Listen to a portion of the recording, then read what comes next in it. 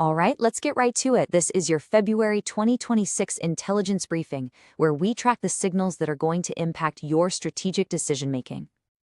Here's what's on the docket. We're going to lead with the India-US trade deal, then we'll deep dive into a major AI market shock and the fog surrounding RBI policy, and we'll wrap up with the systemic shifts and, of course, the strategic bottom line. So, our lead story is the interim trade agreement with the United States.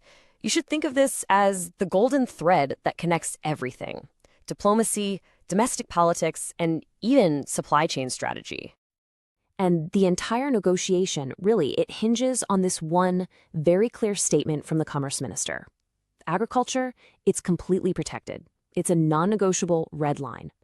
And that sets the stage for some really calculated, very strategic trade-offs in other areas. So what are the stakes? Well, look at this number.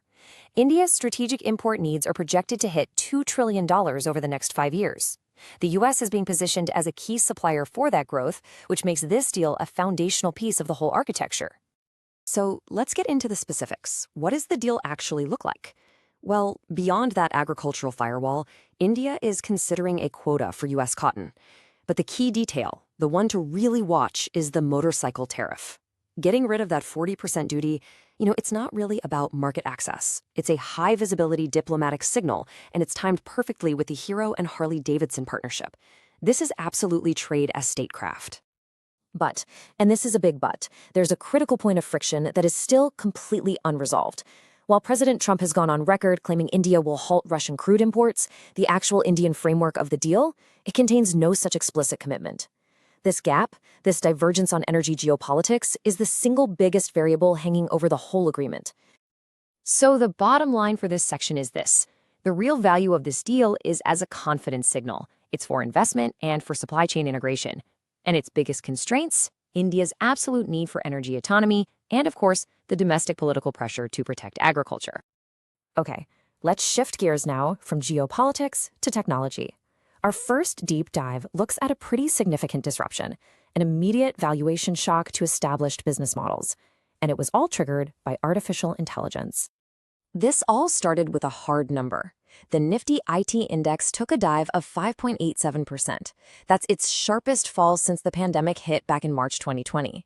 And in a single day, that drop wiped out nearly 2 lakh crore in market value. So what on earth triggered this?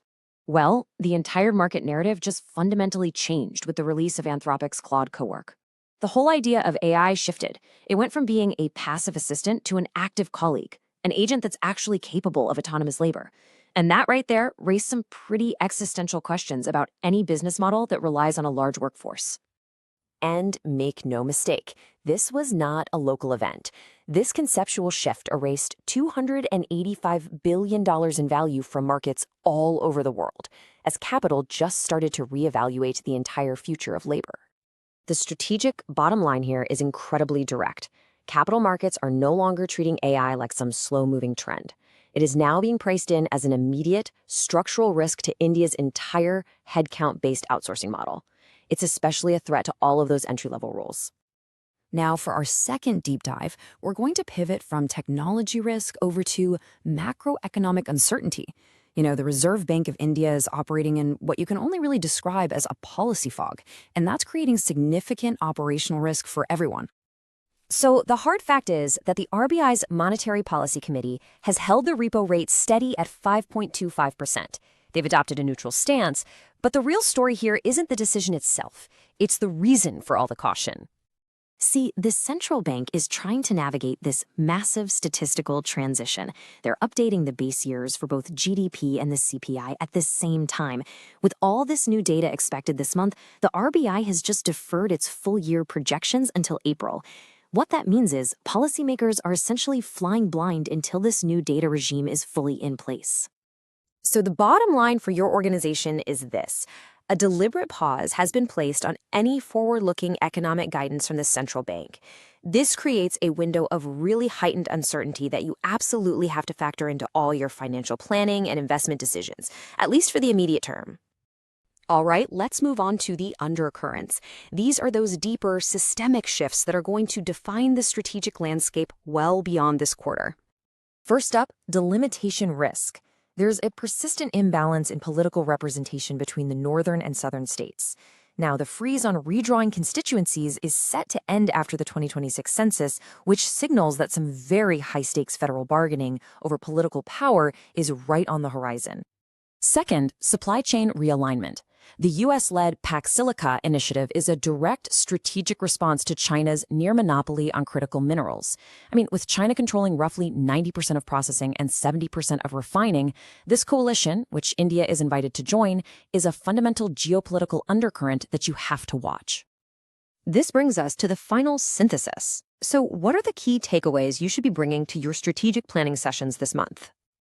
Let's connect these threads. 1. Trade is now a tool for geopolitical signaling, using symbolic levers like tariffs to deal with sensitive domestic issues.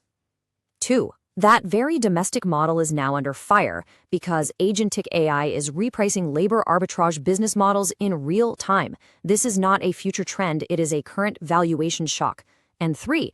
Our ability to navigate all this is clouded by that deliberate pause in economic guidance, that statistical fog. And remember, all of these immediate shocks are unfolding against a backdrop of brewing federal friction and a strategic realignment of global supply chains. The risk is compounded. So we'll leave you with this one question for your leadership team.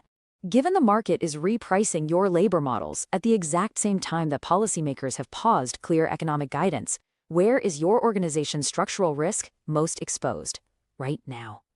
Thank you.